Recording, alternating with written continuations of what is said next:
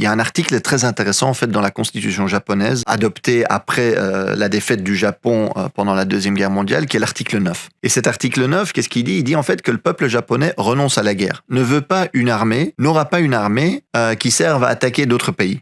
Ça n'exclut pas la légitime défense, évidemment, mais strictement la défense. C'est pas aller faire la guerre ailleurs. On comprend pourquoi après l'impérialisme et le fascisme japonais qu'on a vu pendant la Deuxième Guerre mondiale, mais que d'autres pays de la région, comme la Chine, ont vécu bien avant. Et donc c'est un article considéré pacifiste en fait. Évidemment, cet article est sous pression, notamment par la droite japonaise, inspirée par les États-Unis. Pourquoi? Parce que les États-Unis veulent un armement japonais. Pourquoi? Pour pouvoir mettre la pression sur la Chine. Vous savez que les États-Unis considèrent l'émergence économique chinoise comme une menace à leur hégémonie, leur domination mondiale. Et donc, ils veulent mettre la pression sur la Chine, ils veulent contrôler la Chine. Et une des façons de le faire, c'est de pousser les autres États de la région à s'armer massivement.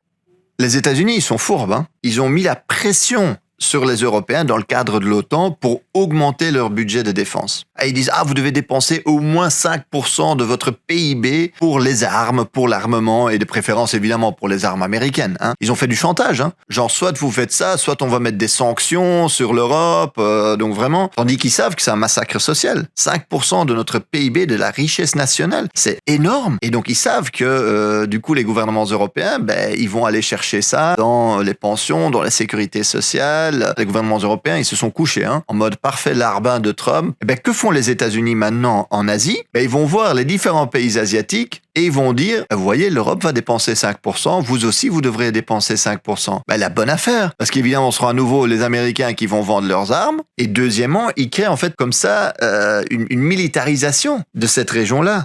Et donc, ils mettent la pression, entre autres, sur les conservateurs japonais, sur la droite japonaise, pour dire, oui, vous devriez adapter la Constitution. Et un peu, ils ont déjà obtenu gain de cause parce que ils ont pas encore changé l'article de la Constitution, mais ils ont réinterprété en disant, oui, c'est la défense légitime, mais pas que du Japon, aussi de ses alliés. Et là, on commence à voir que il y a un glissement. Mais donc, le principe en soi de cet article, là, je pense qu'il est très, très important. Mais si on veut maintenir cette philosophie-là, il faudra des grandes mobilisations. Et heureusement, pour l'instant, au Japon, il y a des grandes mobilisations pour la paix. Parce qu'évidemment, c'est un peuple aussi qui connaît l'histoire de la guerre.